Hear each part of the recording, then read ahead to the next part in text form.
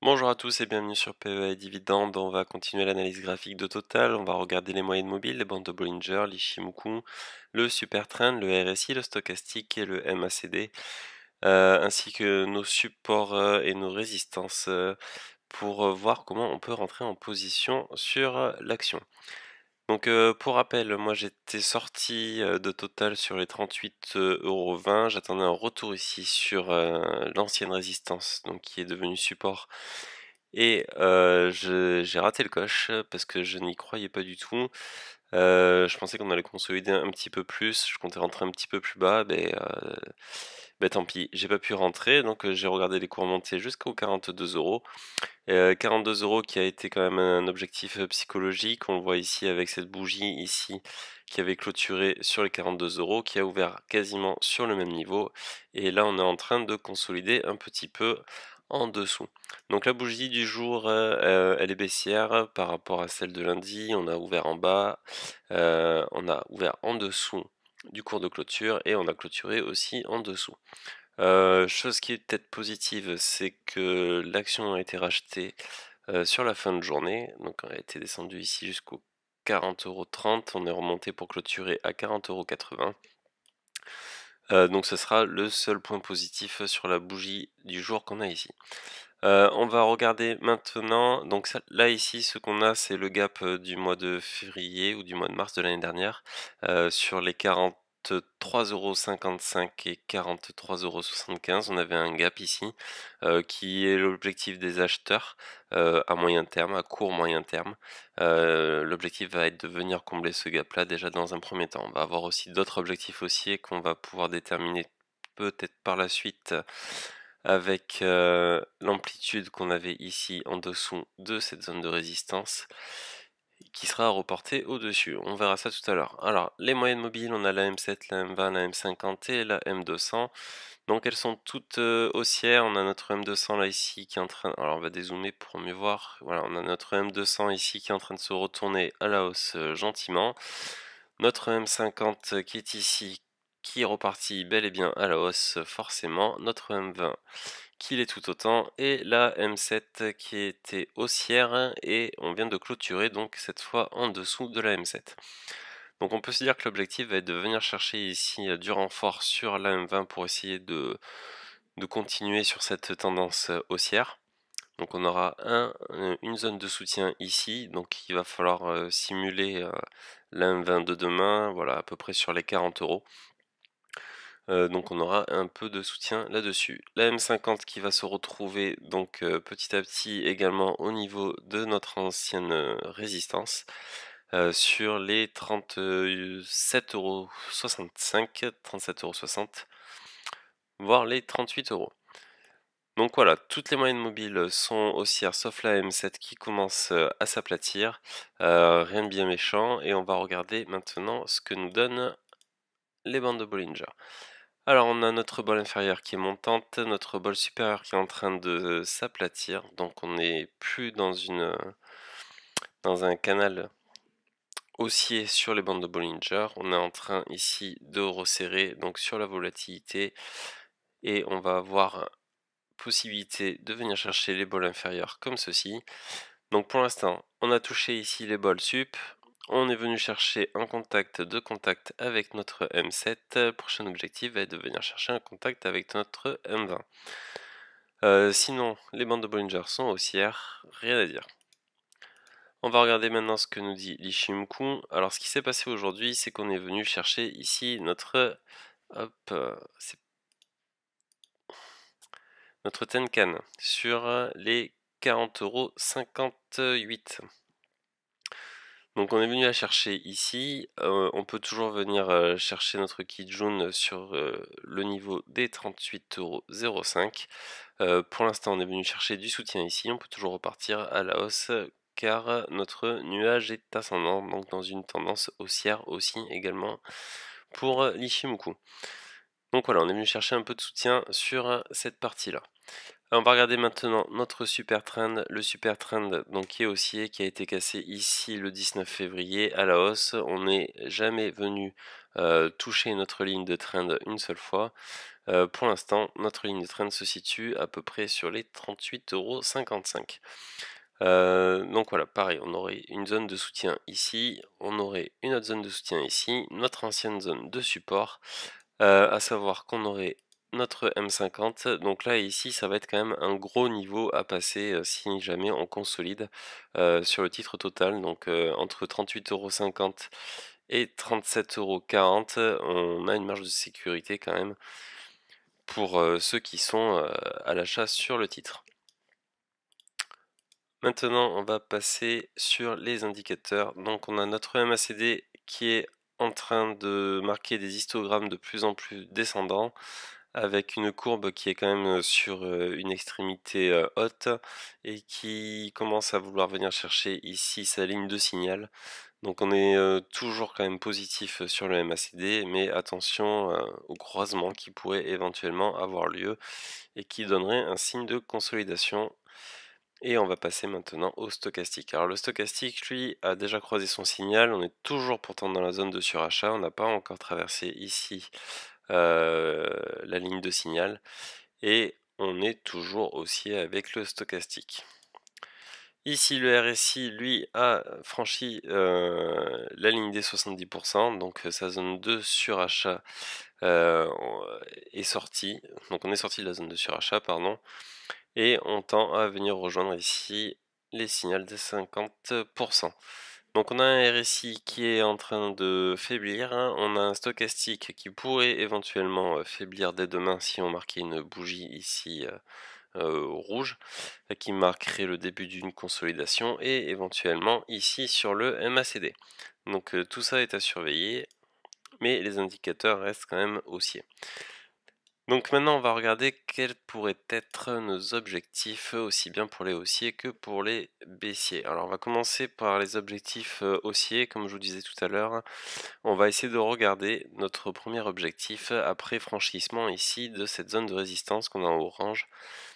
Donc pour ce faire, on va prendre l'amplitude ici qu'on avait avant de franchir la résistance, et on va la reporter comme ça au-dessus.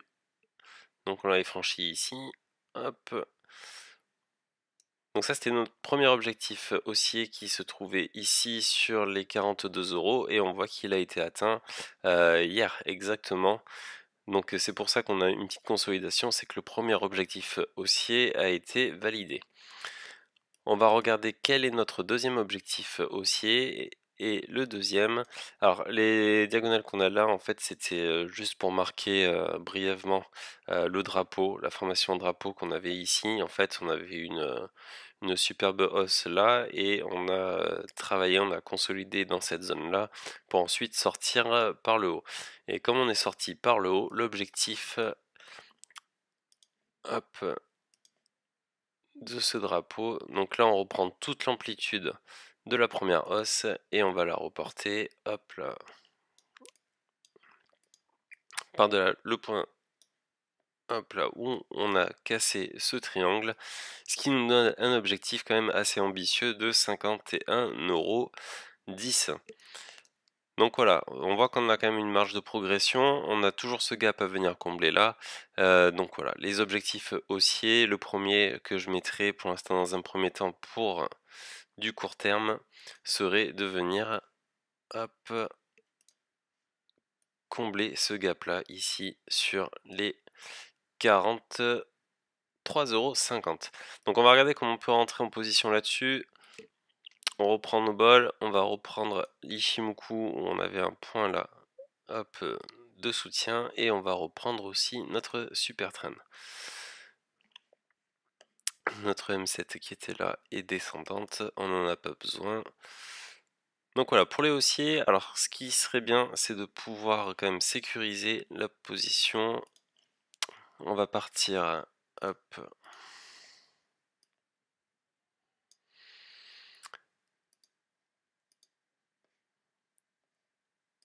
avec un stop. Donc voilà, tout à l'heure on avait vu qu'on avait de la marge, qu'on pouvait mettre un stop ici, mais pour aller chercher l'objectif que nous avons de venir combler le gap, on va le mettre juste avant le gap pour éviter de se prendre les vendeurs en pleine face directement. Voilà, on va se placer comme ça. Donc là on voit qu'on a un ratio gain-risque qui est pas bon du tout, on perdrait 1700 pour 1300, on va passer sur sans action d'ailleurs, ça sera mieux. Hop, donc voilà, on perdrait 340 pour gagner 267 euros. Donc il va falloir essayer de trouver un autre point d'entrée. Donc soit le point d'entrée il était d'aujourd'hui, on peut mettre un stop serré ici en dessous des derniers points bas en se disant qu'on ne viendra pas les visiter, mais ça me paraît un peu dangereux parce qu'on a quand même la M20 qui va venir traîner ici et à tout moment on pourrait venir chercher un support là-dessus. Mais vous auriez un bon ratio quand même de 87 de perte pour 267, ça peut se tenter. Sinon, il faudrait prendre un petit peu plus large, en dessous de la M20. Le problème, c'est que des fois, on traverse quand même les M20 avant de repartir à la hausse. Et donc, forcément, ça repousse le stop en dessous, ici, du super trend que nous avons là sur les 38,50. Et on aurait un ratio gain-risque qui serait à peu près de 1 pour 1. Donc là, on serait bon. Mais du coup, on pose notre stop juste au-dessus de la zone de support. Donc, c'est pas forcément judicieux, pardon. Donc pour l'instant moi je mettrai un stop serré, très serré, en essayant de viser justement ce gap là. Sinon pour ceux qui veulent rentrer un petit peu plus tard en position, attendre ici qu'on revienne chercher notre M20, on place le stop en dessous de toute cette zone de sécurité quand même. Et ce qui nous ferait un ratio gain-risque donc de 200 pour 392, ça nous fait quasiment du 1 pour 2 et on serait très bien placé. Donc attention, là on voit qu'effectivement si jamais on corrige de peu, hein, juste pour venir chercher la M20, il y a des acheteurs qui vont rentrer ici sur ce niveau-là. Pour ceux qui sont vendeurs, alors pour les vendeurs, hop, on va regarder différemment. Donc dans le meilleur des cas, ce serait de placer le stop ici. Pour l'instant, notre cours il est là et l'objectif serait de venir chercher donc logiquement ici notre ancienne résistance, donc notre zone de support. Donc on aurait un ratio gain-risque qui serait pas bon du tout, donc 2,300 pour 275, c'est quasiment du 1 pour 1, mais il serait pas forcément engageant. Alors on en aurait un deuxième, un petit peu plus risqué, qui serait de poser le stop au-dessus de la bande de Bollinger, parce que là on est en train de voir qu'elle s'aplatit et qu'elle risque comme ça de redescendre, donc elle servira de résistance. Donc ça reste quand même un positionnement de stop approximatif, pourtant on restera quand même au-dessus des derniers plus hauts, avec une grosse marge de sécurité quand même, et ce qui améliorerait quand même un petit peu plus le ratio avec du quasiment 200 de pertes pour 300 de gains. Autre meilleur positionnement qu'on pourrait avoir, ce serait soit faire comme on a fait tout à l'heure pour les acheteurs, hop, poser le stop au-dessus du dernier plus haut qu'on a eu juste ici et envisager, donc toujours pareil, de venir chercher ici le support. Donc il faudra faire attention quand même à la réaction ici qu'on a sur la M20. Ça nous ferait un ratio gain-risque quasiment de 1 pour 2. Donc voilà, un trade aussi un petit peu dangereux. Donc là on voit quand même que les acheteurs seraient plus en position favorable pour le cours sur Total. Donc à surveiller dans les prochains jours. Moi mon scénario que j'envisagerais c'est plutôt qu'on vienne chercher la M20 et s'il y a une réaction sur la M20 je pense qu'il faudra rentrer pour essayer de tenter le comblement de ce gap là. Voilà, enfin, c'est mon avis, ça n'engage que moi. On est sur des plus hauts historiques quand même sur les indices. À tout moment, il peut y avoir des mauvaises nouvelles, enfin pas forcément des mauvaises nouvelles, mais avec la Fed, etc., un peu de tension, un peu de volatilité, et ça peut très vite chuter, comme ça peut très vite grimper. Donc attention.